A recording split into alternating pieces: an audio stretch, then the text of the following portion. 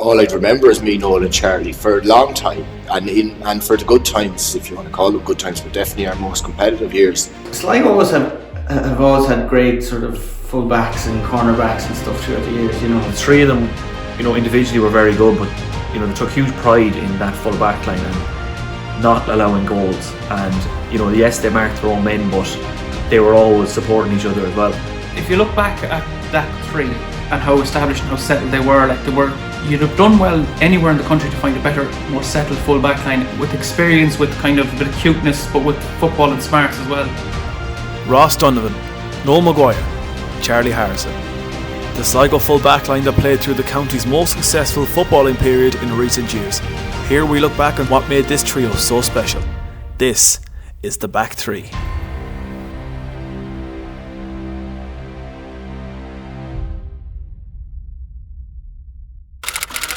The year is 1997 and Sligo are heading for a Connacht final meeting with Mayo. A young Leaving Cert student from Eastleigh catches the county's eye while playing with the under-21s. Noel McGuire is introduced to inter-county football.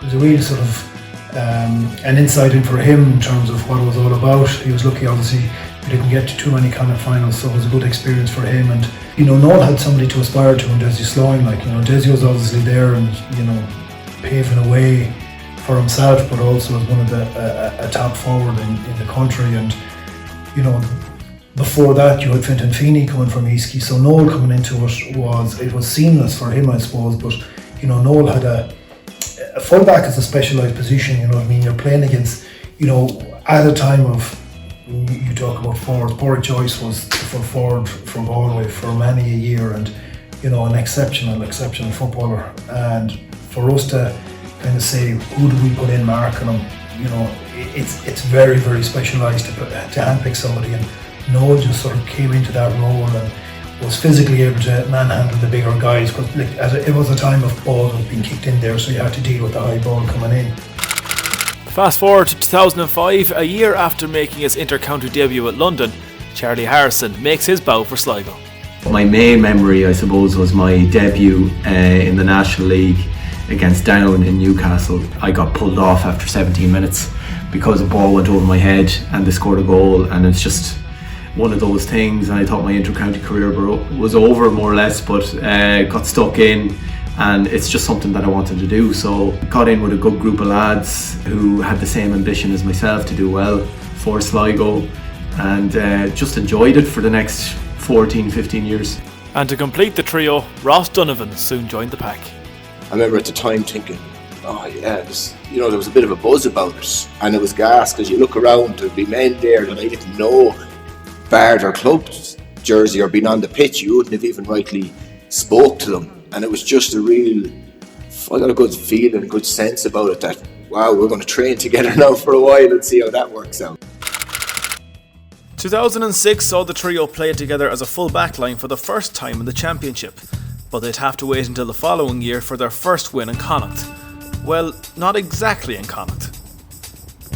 It would have been actually my first trip to New York. Whoever got to play in New York got to travel. And I remember there was a few of us there, young lads, first new to this, and the buzz we got from just going away. We thought it was fantastic, you know, going away for a weekend to New York. Yes, we had to play a game of football, but the whole buzz and thrill. And I do think we fed off that, the group, like the week we'd five days away, I think.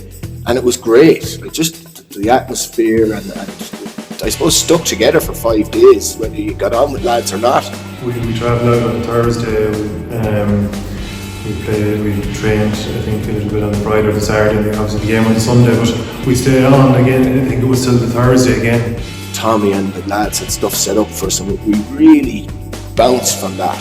It wasn't a coincidence that was the year that we won it, because it was a real kind of, you know, bonding, and the group really got stronger, you know, after that trip, and there really was a good buzz about the team.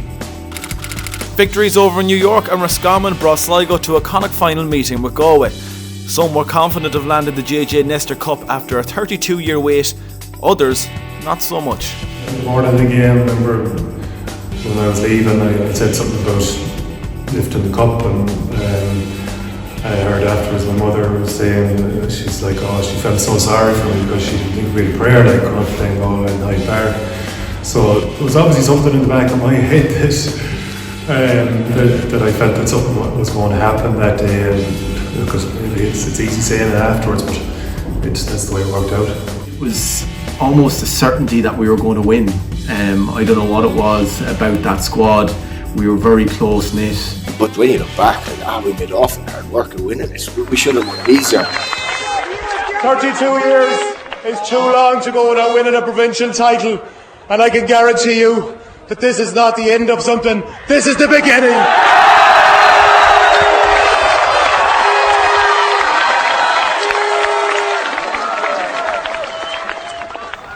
A Connacht title in 07, followed by back-to-back Division 4 and 3 titles in 2009 and 10, were the highlights of a great run of form for the Sligo team. The dominance of the full back line was not only helping in defence, but helped Sligo forwards to get to the top of their game and lead to some great battles in the club scene and on the training field. Because Harps were our nemesis throughout the 90s, like, you know, we would have played Harps a lot, and I was probably the marquee forward for Tour Strand, and Ross was probably the man marker, the guy, so there was always going to be a battle between us on any given day, and you know, the 07 county final was no different, and Ross ended up marking me, and it was just a battle. Ross is just a phenomenal player. I think he had a nomination for an All-Star that year as well, and was probably very unlucky not to get it. So Probably had my biggest battles with Ross. Ross in training or against Harps. I still remember in training, Ross just hitting me with his chest. I remember him absolutely flooring me just with his chest. He ran straight into me with his chest and being like, holy Lord. But he was solid as a rock. You know, he's a tank, quick, powerful. You know, he used to think he could hit a ball with outside his left. He definitely couldn't, but he knew his weaknesses. But he had so many more strengths. And we had great battles. And I knew if I was getting the better of Ross in training, I knew I was in a good place. Noel and I probably would be a similar age, so we would have sort of came into the panel relatively around the same time, and you know, you kind of remember a lot of the battles. We would end up marking each other in training, and obviously Noel was playing many different positions, and I suppose cornerback and full back and that kind of stuff. So we would have had many as a tussle, I suppose, throughout the years in training, and you know, for a big guy, for very quick, and you know, for me being a small guy, you know, it was always a nightmare to have a big guy that could run so fast. So it was just a thing when we were in the lead up to the championship in 2010, where it was Mayo in the first round, the quarter final, and in the lead into that we'd always have training games, and Kevin would always try and get us club jerseys of the same colour, the same Pats and Sligo had the same, the green and red, same as Mayo. For the Galway game with Shamrock Gales jerseys, I remember Francis Quinn from Shamrock Gales coming in with the Shamrock Gales jerseys for the maroon and white, and the 2 days I got matched up with Charlie, and the 2 days my jersey was torn down right to the middle of my chest because of the tussles we've been having, trying to chase him up the field, and then I grab onto him, and then sure, I was only kind of poking the bear at that stage. I was only looking for a fight at that stage, but Charlie was really kind of at the top of his game at that stage, and obviously he got his reward at the end of the year with his All-Star as well. So 3 of the best defenders the county has ever produced, and left behind a great legacy in the Sligo jersey. Their final game as a full back line in championship would be the 2010 Connacht final, which of course was won by the Rossies. However, the boys haven't strayed too far from the field, as Noel McGuire has rejoined the senior county setup as part of Tony McEntee's backroom team. Myself and Charlie and Jeremy had got involved with an under 14 development squad. Those guys are now the kind of the fulcrum of the Sligo senior team. Your Eddie McGinnis's and Mark Coynes and those guys, you know. I love it, and it's very challenging because the game is changing and evolving all the time, and training systems and everything, and the level of professionalism that's going into it. After 15 years of service to the GAA as a player, Charlie went even further in becoming National Cool Camp Coordinator. Since then, he has gone on to take a new role in the GAA on more of a global scale.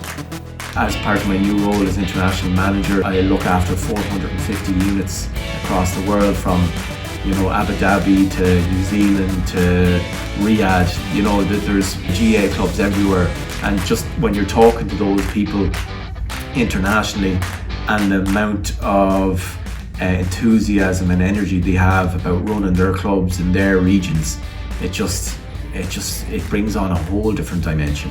And after one last stop in Gaelic Park, Ross also called the day on the inter-county scene. Looking to help both club and county to get back to their best, he has also gone down the coaching route. I suppose, look, if you're playing inter-county football, you have to have some interest there. I was working with Sligo GAA, so I got into coaching there, so it became a passion of mine and really enjoyed the coaching. It's been involved in that environment still. I'm still going into dressing rooms, even though I'm not a senior player. I'm still going into the dressing room. I'll still be part of that environment. Hopefully the next 5-6 years I'll still be working at some level, coaching and involved with football, because I think it's something that'll always be part of me. The interest will be with me for a long time, and see what comes of it after that.